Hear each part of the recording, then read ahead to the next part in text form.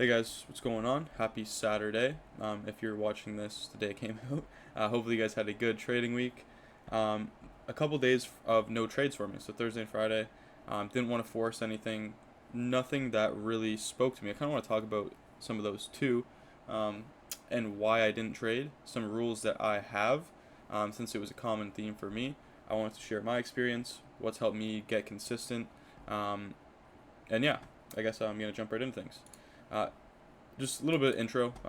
Capital preservation is basically the name of the game with trading.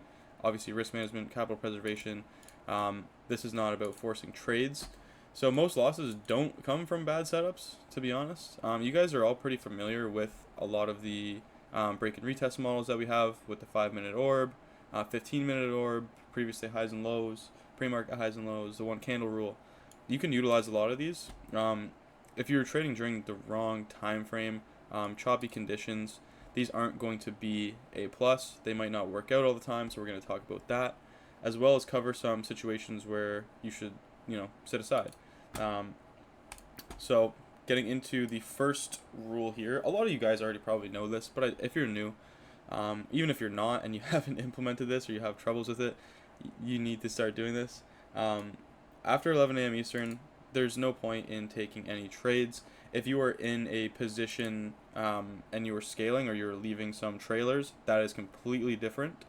You don't want to be placing trades after 11.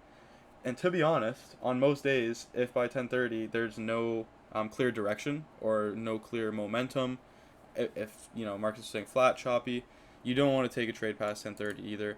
Usually, you can find a setup past 10:30 if markets are trending. That's a little bit different. If markets are choppy, Qs and SPY are just ranging. If it's 10:30 at that point, you probably don't want to take any setups, especially like the late day chop. I don't really think that we teach any of this like power hour strategy stuff, so I just would avoid trading in general past 11. End of the week rules. So we had some intraday stuff. Fridays are huge, right? If you're already green on the week, size down or don't trade, right? Don't risk, giving all your profits back from the good trades that you took during the week. I know Neto is a huge advocate for this. It's for a reason. It's helped him. It's helped me. It's helped Neto, or it's helped Tony. It's helped Jack. So, 100%. You don't want to force trades into the weekend, right? The playbook discipline is sort of just only taking trades in your playbook, trades that you may have back tested, that you've seen success with previously. I do want to talk a little bit about the live trading and how this kind of plays into you guys and when you're watching. So my rule of thumb when I was learning and how I found consistency is whenever I would see a setup personally, whether that was like a previous day high retest or a previous day low retest, whatever it may be, if Tony is looking at the same setup or Jack is looking at the same setup, then for sure, like you can 100% take that trade if they enter that position. If you are solely copying the trades and you don't really understand the setup or why they're taking it, then 100% do not take that trade. You're just gambling at that point, right? So that is my rule of thumb for like kind of the live trading. Your playbook is your edge, right? It's a collection of setups that you've studied, back tested, and know how to execute. So every time you trade outside of it, you are just gambling, right? It's the same thing with the live trading. You can ask yourself before you're entering a trade, does this trade fit a setup I've taken before or I've proven and it works, right? Half of this is kind of a gut feeling, and it is more so on the psychological side. So emotional trades might feel exciting, but they destroy your long-term consistency, right? Like if you're taking setups just because of news or FOMO or whatever it may be, right? That is a psychological thing. You guys know this by now. And just wanted to add this in here anyways. So a gut feel, this is not what you want to trade off of, right? We're mechanical traders. You want to make trading as simple and as consistent as possible. There should be no days where you feel like you need to jump into trades just to make money back, just to make money, period, right? It should feel boring and repeatable, right? If you feel like the setup is not there, if you're hesitating at all, you should not take that trade, right? For news and events, this is going to get a little bit into some specifics here. This is going to be good. So, my rule of thumb for trading news days, if you are in the position 10 plus minutes before, then 100% like if you see the setup, you enter the trade 100%. I don't think not trading on news days is a solid advice. You don't have to if you don't want to, if you find that suits your style. But I do think if you do have a decent position size now and you have a few contracts that you're trading with instead of just one or two, you can really take advantage on being the right side of these news days. So you still want to apply the exact same strategy that you're using any other day. You just have to make sure that you are in a trade before 10 minutes before news hits.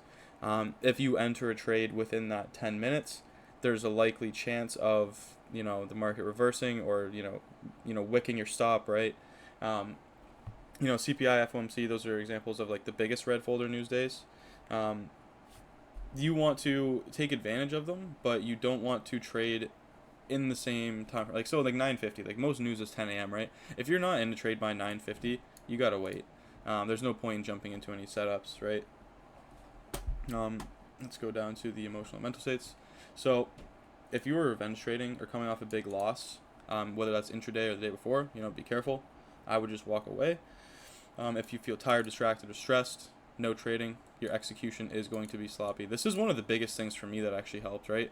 Like if you don't sleep good or you're a little bit sick or you're tired in the mornings, right? You're not going to execute well. It's the same thing like any other job, right? Like this is kind of like this is your way of a vehicle of making money. It's the same thing as a job where if you are not 100%, you do not want to make any rational decisions, right? Also, if you jump into a trading session and one of your thoughts are, I feel the need to make money, that is a sign you should probably just step away as well, right? The goal is not to think about making money. The goal is to execute properly, perform well, and take solid setups, be mechanical about things, right? It's kind of ironic, like with trading. So it's like if your goal is to make money, like solely to make money and not build a skill set and not become a good trader, it's going to be the opposite, right? You're not going to make money. Whereas if you try to genuinely build a skill set over X period of time or Y period of time, the money will naturally come, right? Just by proxy. Let's talk about market conditions now. So if market has no clear direction, right? Choppiness, low volume, indecision candles, no trades. This one's pretty simple. You guys probably know this already. If the broader market, SPY and Qs, isn't aligned with their ticker, right? We talk about relative strength and weakness, comparing the tech names to Qs and SPY. I don't want to go too deep into that because that's not what today is about, but we do have those relative strength and weakness videos. I know Jack has a few. I believe Tony does as well. If you need, I can link you those. Maybe I'll drop it anyways in the chat. So on extremely low volume days, right? Summer Fridays. So my rule with Fridays is no matter what, if you are in a position, but past 11 o'clock, close the position out.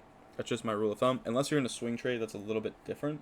If you are just solely placing day trades, past 11, just shut it off. Especially if you're trading zeros, there's no point in holding and letting time decay, ruin your position. So this is a very, very specific rule that I follow religiously.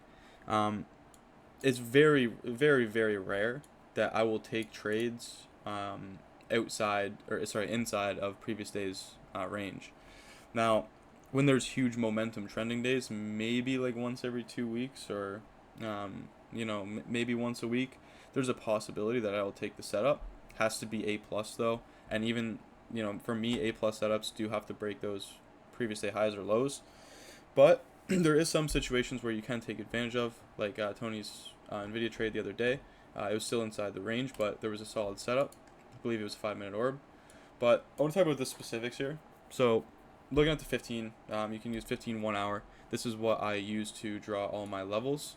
Same thing with Jack, same thing with Tony. So what I mean by price trading inside of previous day's range is, let's say we're coming into Thursday, August 25th here. You have Wednesday's highs, you have Wednesday's lows marked out. This level here is just because this is the previous days. That we're just going to use this as a general rule. Unless price breaks below or above this level, then I'm generally not going to ever take a trade. There's just the lower probabilities. You can use some of the 5-minute orb setups. You can use the 15-minute orb setups here. You can use the one candle rule and stuff. I find what works for me really well is I will wait for price to break a direction, whether it's like right at market open or whether it's, few minutes, like 10-15 minutes into the day.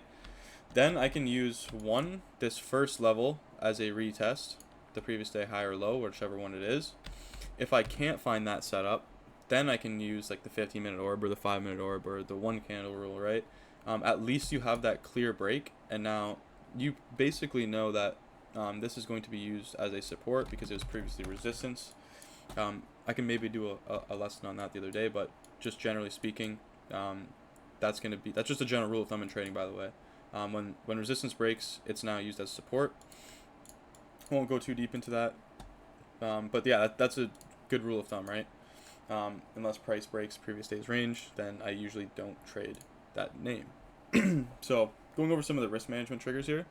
Obviously, if you hit your max daily loss, you need to stop trading. You should have a max daily loss kind of set in your rule book or in your playbook. Now, this depends on your account size and percentages and everything. It's hard to give like an exact percent, especially with smaller accounts. With larger accounts, probably like 3-4% is going to be a max. If you don't have a stop planned before entering, do not take the trade.